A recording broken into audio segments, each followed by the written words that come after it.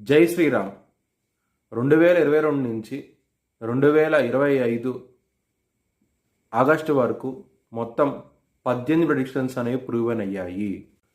2026 ending లోపల Narendra Modi India prime మినిస్టర్గా resign చేయటం జరుగుతుంది. ఈ వారంలో ముఖ్యమైన రోజు వచ్చేసి వినాయక చవితి 27వ తారీఖున అయ్యింది. ఒకవేళ పూజ చేయించుకోవాలనుకుంటే వినాయక చవితి రోజున హెచ్ఎల్ఎన్ జ్యోతిష్యాలను సంప్రదించండి. మీన రాశికి అధిపతి గురువు. మీన రాశిలో ఉత్తరాభద్ర 4 పాదాలు, రేవతి 4 పాదాలు మరియు పూర్వభద్ర 4వ పాదం మాత్రమే ఉంటుంది. ఈ నక్షత్రం వాళ్ళందరికీ నేను చెప్పే వార ఫలితాలు వర్తిస్తాయి. ఈ వారంలో లగ్నాధిపతి అయిన గురువు 4వ స్థానంలో ఉన్నారు. చాలా మంచి డెవలప్మెంట్స్ అంటూ ఉంటాయి. గురువు గారు పునర్వసు నక్షత్రం మీద ఉన్నారు. దాని మూలంగా శుభకరమైన నక్షత్రము, మంచి శుభకార్యాలు చేస్తారు.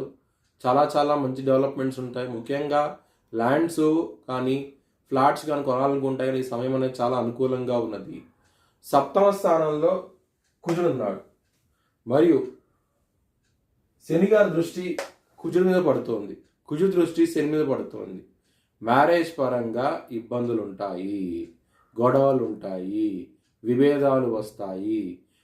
ఒకవేళ మీ జన్మ జాతకంలో కనుక దశలు, అంతర్దశలు మరియు 7వ స్థానంలో రాహు కానీ లేదా 7వ స్థానాధిపతి అయిన గ్రహము నీచబడి ఉన్నా సరే, లేదా 7వ స్థానాధిపతి మీద చెడు దృష్టి, శని లాంటి చెడు దృష్టి ఉన్నా సరే, ఈ వారంలో మాత్రం చాలా ఇబ్బందులు ఉంటాయి.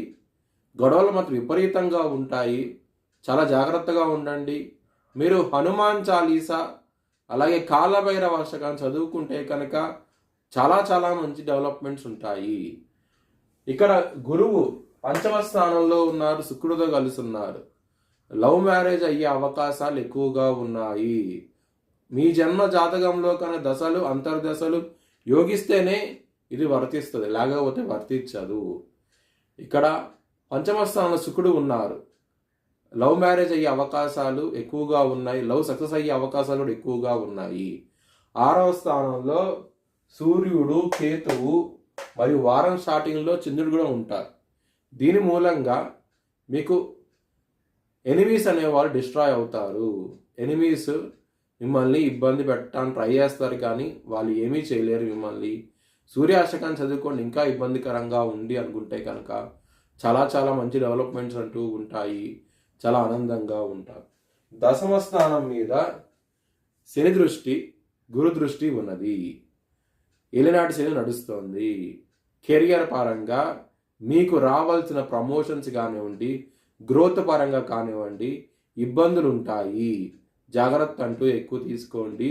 పాలిటిక్స్ అనేవి ప్లే అవ్వడం జరుగుతుంది. మీ కెరియర్ పరంగా జాగ్రత్త తీసుకోవాల్సిన అవసరం ఎక్కువగా ఉంది. హనుమాన్ చాలీసా, దక్షిణామూర్తి స్తోత్రపారాయణం చేస్తే కనుక మంచి ఫలితాలంటూ ఉంటాయి. 12వ స్థానంలో రాహు ఉన్నారు. సూర్యుడి దృష్టి అలాగే గురువు గారి దృష్టి కూడా ఉన్నది 12వ స్థానం మీద. శుభకార్యాల రీత్యా ఎక్కువ ధనం ఖర్చు అవడం జరుగుతుంది. చాలా ఆనందంగా ఉంటారు ఈ వారం అనేది. మీ భవిష్యత్ వివరాల కోసమై హెచ్ఎల్ఎన్ జ్యోతిష్యాలను సంప్రదించండి. Please like, share and subscribe my channel.